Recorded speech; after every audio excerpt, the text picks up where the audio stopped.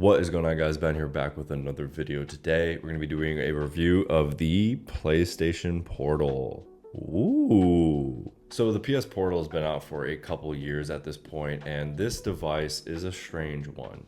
And one that, if you're just clicking to know if you should get it or not, my recommendation is that you get the Odin 2 Portal, or a gaming retro handheld, like an Android retro handheld that has an OLED screen on it, and just download PlayStation Remote Play and play on that thing.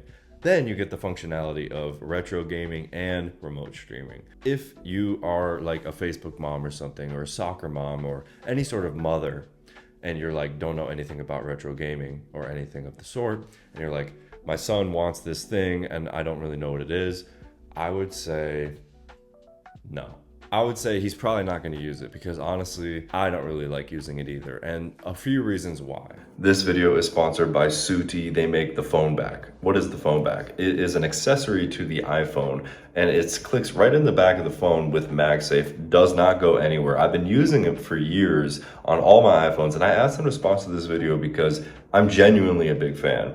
I don't like most cases because they're big and bulky and they just don't look good. This just clicks right into place on the back of your phone, and it adds so much grip. Every single iPhone, they make them slipperier and slipperier every single year. And if I drop it, I'm out like a house and a car because I won't afford to get a phone. But with this thing, it just adds so much grip, and I absolutely love how it looks. And yeah, you guys can check out Suti in the description below. And yeah, back to the video.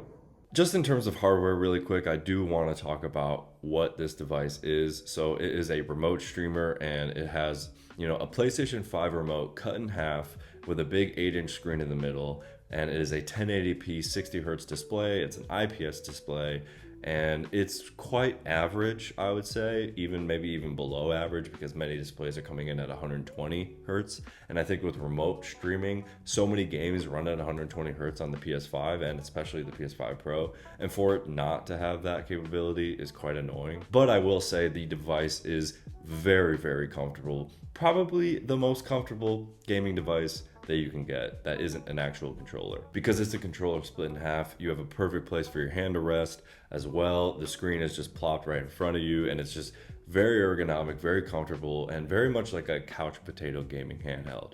But I don't even want to say gaming handheld. It feels like a betrayal. Like I'm a Steam Deck guy, and I called the PlayStation Portal handheld. And the reason I am so perplexed, kerfuffled, and up my own arse is because this device has very mediocre streaming capabilities. You guys want to know a fun fact? This device has a Wi-Fi 5 chip in it. We have Wi-Fi 7 now. Why did the remote playing device made by Sony, which the PlayStation 5 Pro has a Wi-Fi 6E router in it, why is this not a router, but you know what I'm saying? Why does this have a Wi-Fi 5 when it is entirely for streaming? It makes no sense. As well, it doesn't have Bluetooth capability, so you cannot, wear headphones with it. And really, when you're remote playing, there's so many audio artifacts that happen like throughout the entire time you're playing. You don't even want headphones in because it would be really frustrating. This device has some of the worst streaming capabilities that I've seen in terms of latency in comparison to most other gaming handhelds out there. Most other gaming handhelds, Android, Windows, Steam Deck, all of them have better and faster remote playing capabilities than this. I've played on the Steam Deck OLED using PlayStation, remote play. I've used my phone with the Backbone Pro controller, and all of these have given me better results than playing on this device.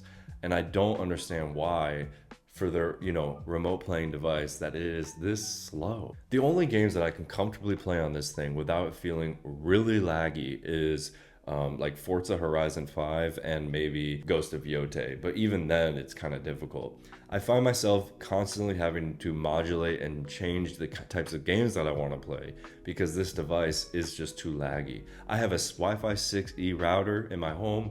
I have gigabit internet. My PlayStation 5 Pro is connected via Ethernet, and I've done all the optimizations necessary, and yet I still find myself not wanting to play on this device, unfortunately. So if I had $200 to $300 to burn on something this Christmas and I was looking at this device, and you're a soccer mom specifically, please do yourself a favor and look up the Retroid Pocket 6 or the AYN Odin 2 Portal. Those are $100 more or so, you know, $50 to $100 more, and your son or daughter, because gaming is equitable, is gonna love it a lot more. We got a lot more use out of it, I promise you that. So yeah, that's just my thoughts. As somebody who's used like every gaming handheld out there, I'm really not the biggest fan of this device.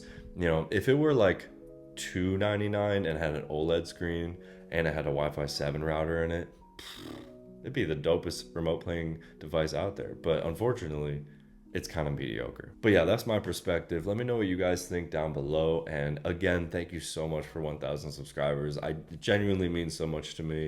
I'm going to keep going on this journey. I'm having a ton of fun making these videos. And yeah, I'll catch you guys in the next one. Peace.